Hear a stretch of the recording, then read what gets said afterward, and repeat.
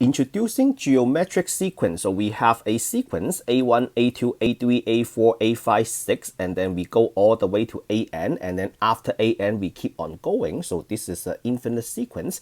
What is the difference between a sequence and a series? So a sequence is a list of numbers separated by commas, and then the series is the sum of this list. So if I'm talking about geometric series, then we are adding all the terms together. So for a geometric sequence, there is a common ratio. The common ratio we use R. R is equals to A2 divided by A1. So when I was studying geometric sequence, when I was a student, I am thinking about this is as the next term divided by the current term. So A2 divided by A1, A3 divided by A2, A4 divided by A3. So if you are stepping on step 3, you are taking step 4 divided by step 3.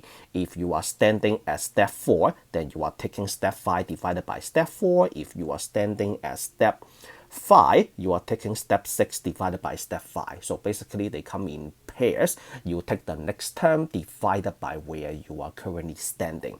And then the ratio cannot be equal to 0, because if the ratio is equal to 0, the numerator has to be equal to 0, right? So think about this. When A2 is equals to 0, A2 divided by A1 is equals to 0. This is bad, because when you reach to the next term, A3 divided by A2, you cannot have a 0 in the denominator. And that in general, for the nth term of a geometric sequence, that is an equals to the first term times r raised to the n minus 1 power. I color-coded everything for you. So the nth term, the nth power, the first term, and then the first power. So let me give you a few examples to study geometric sequence. So the first one, I have a list of number. I say that this is a geometric sequence. So for n equals to 2, this is the initial term. N equals to 1, n equals to 2, n equals to 3, n equals to 4, n equals to 5, n equals to 6, and then we keep on going.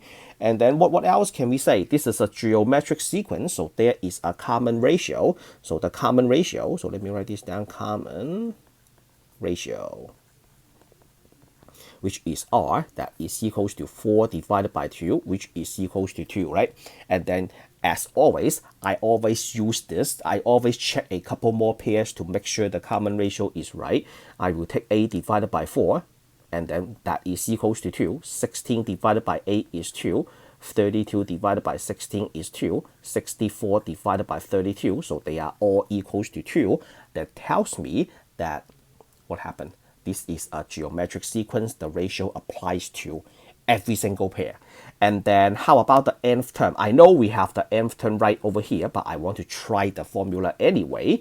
So the nth term, so we have an, which is equals to the first term, a1 equals to r. Did I say? I brought it equal r to the n minus 1. The first term is 2, and then the common ratio is also 2. And then this is r minus 1. So take a look. Oh, r minus 1, huh? R minus 1, n minus 1, n minus 1. And then can we simplify that? Yep. So they are both base 2. The 2 outside of the parenthesis is raised to the first power. So once you add a first power to the n minus 1 power, this is equals to 2 to the n, which is what we have right over here. So this just confirm my answer. Now, using the nth term, what we can do is, what happened when n is large? So what happened when n is equals to 100? Then you have 2 raised to 100 power. So this is very close to, infinity. So that means in this geometric sequence, so as n becomes extremely large, as n approaches, the arrow stands for approaches. So as n becomes very, very large, so what happened to the nth term? The nth term is 2 raised to a very large power, and this is just an infinity. So if you are studying geometric series, when you add all the terms up, the sum is just infinity, very, very large. Because as we move on, these terms are getting so large, when you add them all up, the sum is extremely large. All right, so let's try the next one. The next one doesn't look that obvious compared to the first one. So I claim that this is a geometric series. All right, it's fine. We will just test the common ratio. So common ratio, which is equals to ratio, which is R equals to the second term divided by the first term, 1 over 9 divided by negative 1 over 3. So what is that equal to? This is a 3 over 9, which is negative 1/3, right? So I am not, in order to, to be more confident, I want to try a couple more pairs. So how about negative 1 over 27 divided by 1 over 9? So 9 over 27 is 1/3. So if you try another pair, 1 over 81 divided by negative 1 over 27, you do the math carefully, you will find out that the common ratio is always negative 1/3. So that tells me this is a geometric sequence. And then what else? The nth term. So we have an, which is the first term, times r raised to the n minus 1. The first term is negative 1/3. Common ratio is also negative 1/3. And then n minus 1, so you add 1 to the n minus 1 power. As a result, this is a negative 1/3 raised to the n. And then the problem just confirmed that my answer is right. Now, what happened as n becomes extremely large? So what happened when you find a 100th power? So this, you will have negative 1/3. When you have a number between 0 and 1 or 0 and negative 1, you raise a big power like this. So to make this simple, how about 0.2 and 0.5 raised to a very large value? You can try this in your calculator. So let's say 0.2 raised to 1000 power. When you take 0.2 raised to 1000 power, the product is extremely small. So this one is nearly 0. It's nearly 0. So that means as n approaches to infinity, and then the nth term approaches to just a 0.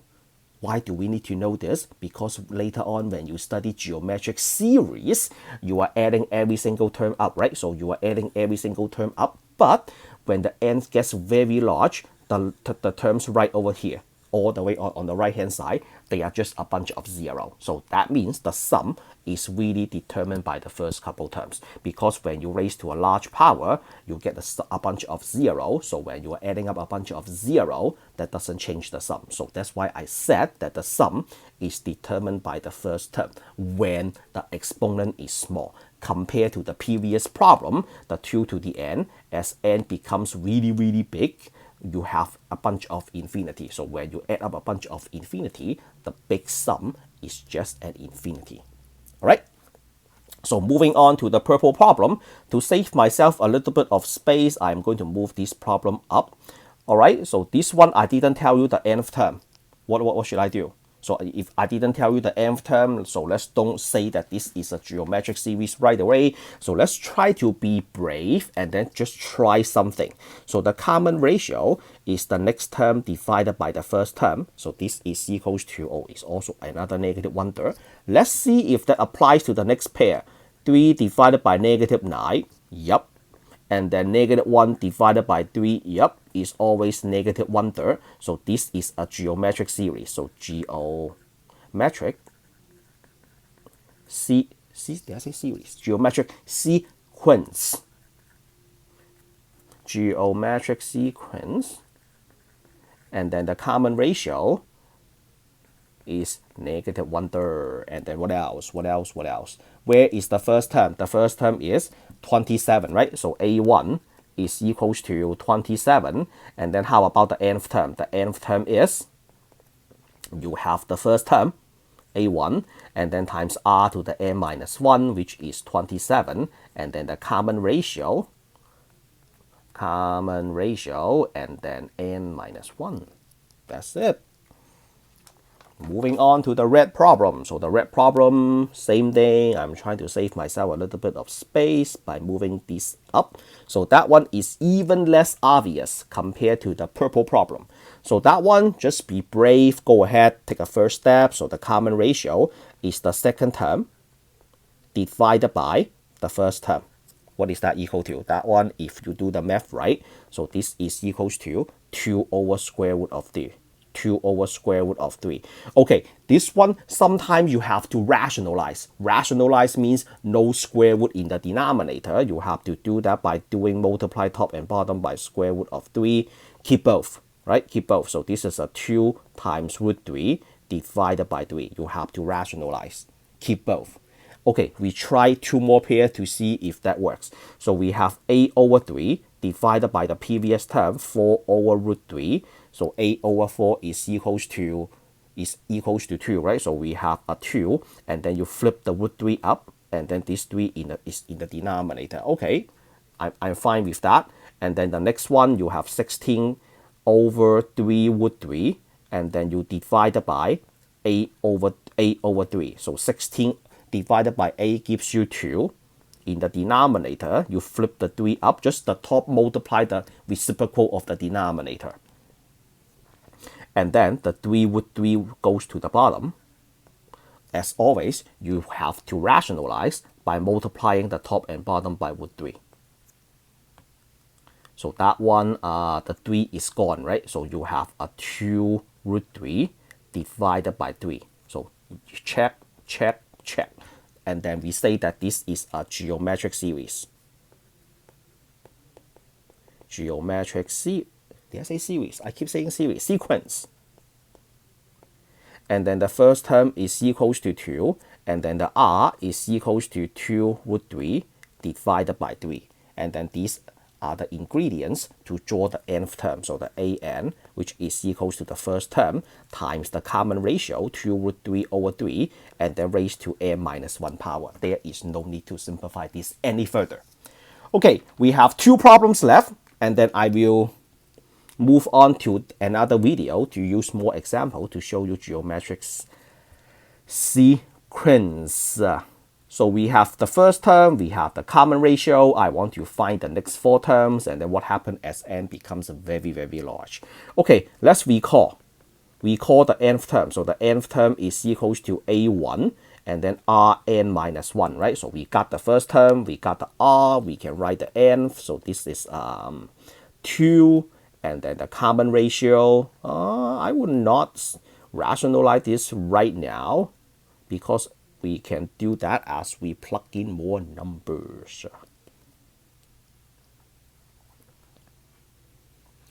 All right. You know what? This one, I would just try to make this problem simple. You know what? I would just do a 1 half.